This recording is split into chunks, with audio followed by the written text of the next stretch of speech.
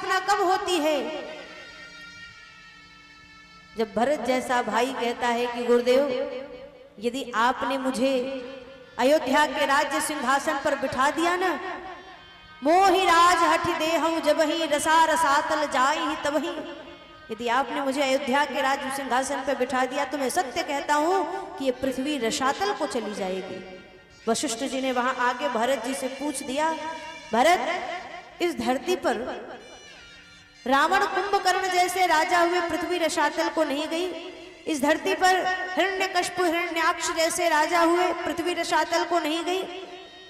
तुम्हारे जैसा संत राजा बनेगा तो पृथ्वी रसातल को चली जाएगी, ये कैसे हो सकता है? भरत जी ने कहा, गुरुदेव,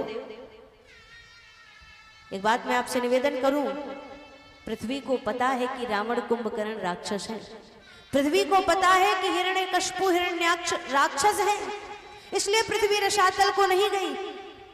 लेकिन जब राक्षस का काम राम का भाई भरत करने लगेगा ना, तो मैं सत्य कहता हूं कि ये पृथ्वी रसातल को चली जाएगी। इसलिए गुरुदेव, मुझे राज्य सिंहासन पर मत बिठाइए। अरे ग्रह ग्रहित पुनि बात बस, तेहि पुनि बीछी मार और तेहि पी आई हुए बारनी कहूं काहू उपचार। पहले किसी को ग्रह ने परेशान कर रखा हो, ग्रह ग्रहित पुनि बात बस, और उसके बाद वो किसी की बात से पगला जाए, और उसके ऊपर से तेहि पुनि बीछी मार, उस व्यक्ति को बीछी काट ले। और बिच्छी के काटने पर, बिच्छी के डंक मारने पर कितना कष्ट होता है, कितनी पीड़ा होती है, ये वही बता सकता है जिसको कभी बिच्छी ने काटा हो, जिसको बिच्छू ने कभी डंक मारा हो। कहते हैं शरीर की समस्त हड्डियां मानो टूट जाती है, इतनी पीड़ा होती है। और ते ही पियाई हुए बारनी कहूं का उपचार, और ऊपर से उस व्यक्ति को मदिरा पिला दिया जाए। मदिरा क्या है? बोले ये जो राज्य सत्ता है ना, यही मदिरा के समान है। ग्रह ग्रहित पुनि बात बस, ते ही पुनि बीछी मार। और ग्रह ग्रहित का मतलब क्या है? बोले अयोध्यावासी ग्रह के कारण परेशान है। किस ग्रह के कारण? बोले देवता रूपी ग्रह, सरस्वती रूपी ग्रह, मंथरा रूपी ग्रह के कारण सभी अवधवासी परेशान हो गए। अवध साढ़ साती तब बोली, महाराज सरस्वती जी को अवध की साढ़ साती बताया गया, यही ग्रह ग्रहित है।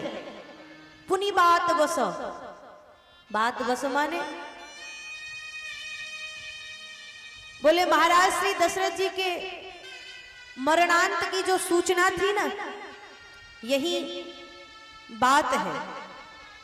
अवधवासी महाराज श्री दशरथ जी के मरण की सूचना सुनकर के पगला गए। और तेहि पुनि बीछी मार, बीछी मारना क्या है?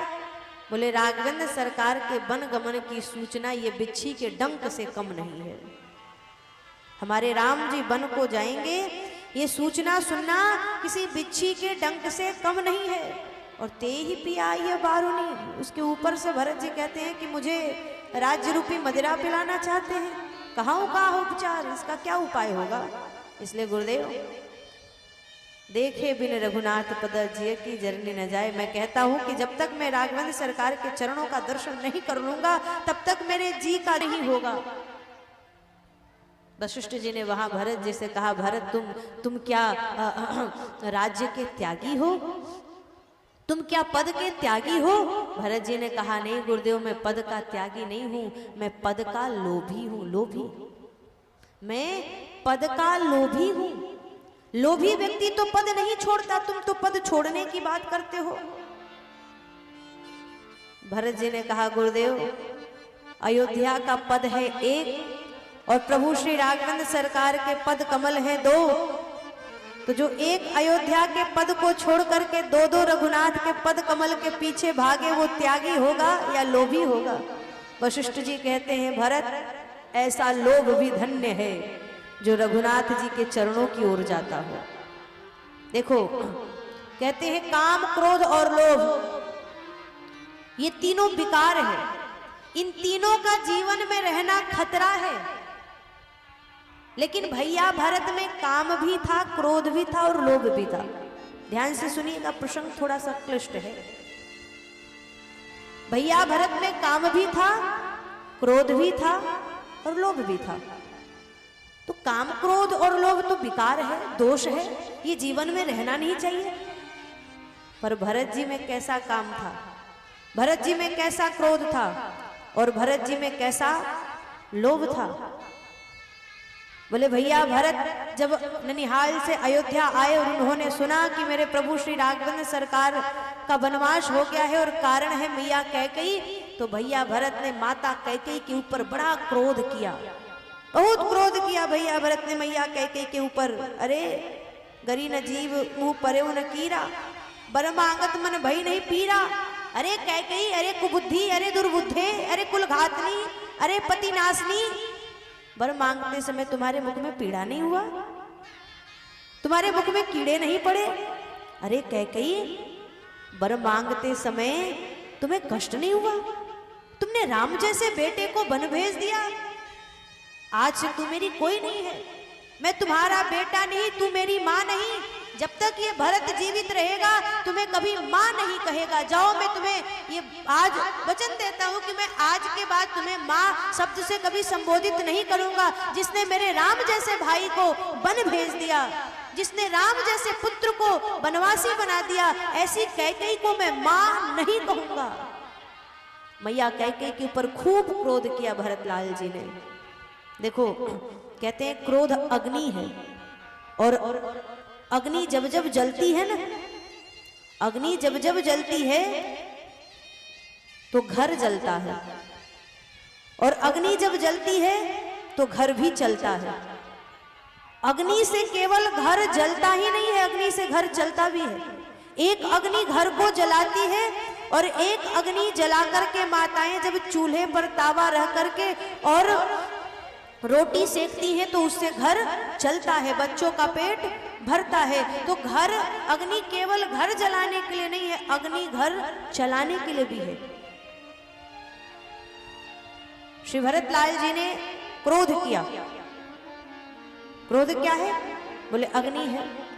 अपने क्रोध का रूपांतरण कर दिया श्री भरतलाल जी महाराज ने। किसके लिए? बोले घर जलाने के लिए नहीं, घर चलाने के लिए भरतलाल जी ने अपने क्रोध का रूपांतरण किया।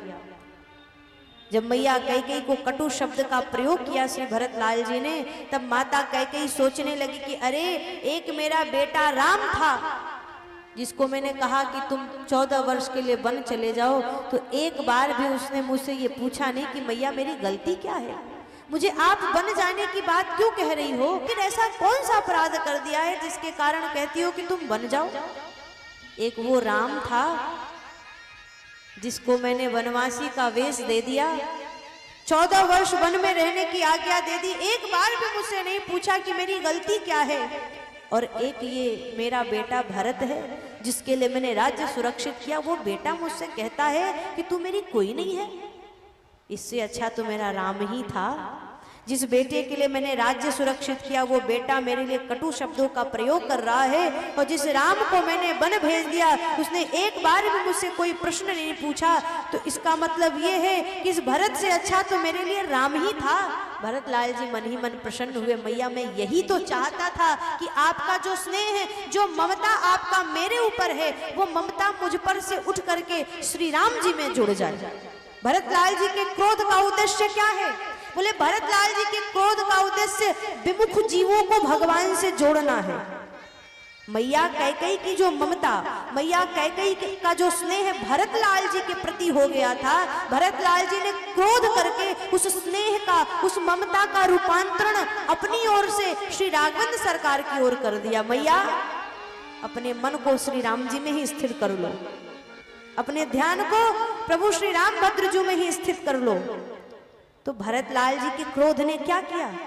बोले मैया कैकेयी के मोह और ममता का रूपांतरण कर दिया। किधर? बोले राम जी के चरणों की ओर। तो संत का क्रोध भी उचित होता है। संत का क्रोध इसलिए होता है किसी का घर न जले, किसी का घर चले, किसी का घर टूटे नहीं, बल्कि किसी का मन राम जी में स्थिर हो जाए, इसलिए संत क्रोध करते हैं। तो भरतलाल जी का क्रोध भी उत्तम है। भरतलाल जी में यदि कामना है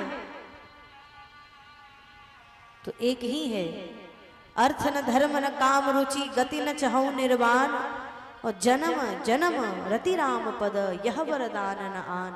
भरतलाल जी कहते हैं मुझे अर्थ नहीं चाहिए, मुझे धर्म नहीं चाहिए, काम से तो मेरा कोई वास्ता है ही नहीं। बोले ऐसा अर्थ लेकर के मैं क्या करूंगा जिस अर्थ ने अयोध्या में इतना बड़ा अनर्थ करा दिया। ऐसा सत्य लेकर मैं क्या करूंगा जिस सत्य ने सत्यनारायण परमात्मा को वन में भेज दिया। अर्थ न धर्म न काम रुचि गति न चाहूं निर्वाण, जन्म जन्म मैं जितने बार जन्म लूं रति राम पद यह वरदान न आन। राघवेंद्र सरकार के चरणों में मेरी रति हो, प्रेम हो, बस यही मुझे चाहिए। कामना एक ही है, श्री राम जी के चरणों का अनुराग मिल जाए, और लोभ भी बस एक ही है।